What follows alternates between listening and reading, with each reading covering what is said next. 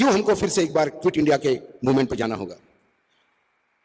और वो quit India movement में कहीं ऐसा नहीं कहा था क्विट इंडिया इंग्लिश, उन्हें कहा था क्विट इंडिया। सामने टारगेट था अंग्रेज। आज फिर से एक बार क्विट इंडिया का नारा देने की जरूरत है। क्विट इंडिया, टारगेट है तानाशाही सरकार। हमें किसी सरकार से लेना देना नहीं है।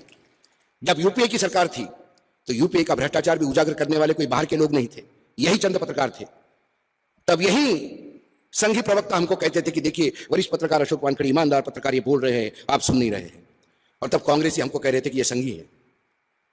आज हम कांग्रेसी हो गए और वो राष्ट्रभक्त हो गए, क्योंकि ये रोज अपनी नियत बदलते हैं, ये रोज अपनी चेयर बदलते हैं, रोज विचारधारा बदलते हैं। इनको सत्ता का मक्खन दिखता है और मक्खन खाने के लिए ये किसी भी हद तक, किसी भी लेवल पे नीचे उतर के उस मक्खन का स्वाद लेने के लिए कुछ भी कर सकते हैं। हम मक्खन नहीं खाते, हम मक्खन की रक्षा करने वालों में से हैं। और जब सवाल पूछने हैं, यदि पत्रकार होकर सवाल नहीं पूछेंगे, सत्ता को सवाल नहीं पूछेंगे, तो फिर पत्रकारिता क्यों करेंगे, भांडगिरी क्यों नहीं करेंगे? बहुत सारे धंधे हैं जिसमें पत्रकारिता से ज्यादा पैसा है। पत्रकारिता बहुत महंगी हो गई, शीतल भाई ने कहा, लेकिन महंगी पत्रकारिता में भी रास्ता निकलता है। क्या आज यूट्यूब जिंदा नहीं है? क्या हम जैसे लोग आज यूट्यूब पे काम कर रहे हैं? कितने लाख रुपए की जरूरत है भाई?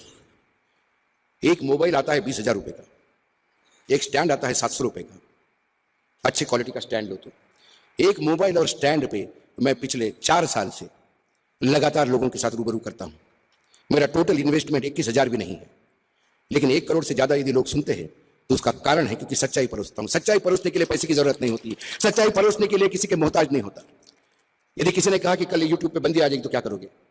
मैंने बोला यूट्यूब पे बंदी आ जाएगी तो हम चलेंगे, बस स्टेशन चलेंगे, बसों में जाएंगे। बसों में आपने देखा होगा लोग खड़े होते हैं, जैसी बस भर जाती है निकलने के पहले एक सेल्समैन चढ़ता है, वो तो भाई साहब जरा 2 मिनट बैठिए, 2 मिनट, बहन जी चुप रहिए, बच्चे को संभालिए 2 मिनट।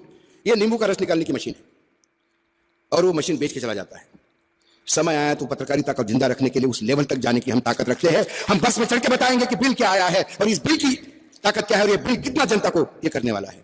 अभी शीतल भाई ने बताया कि औषध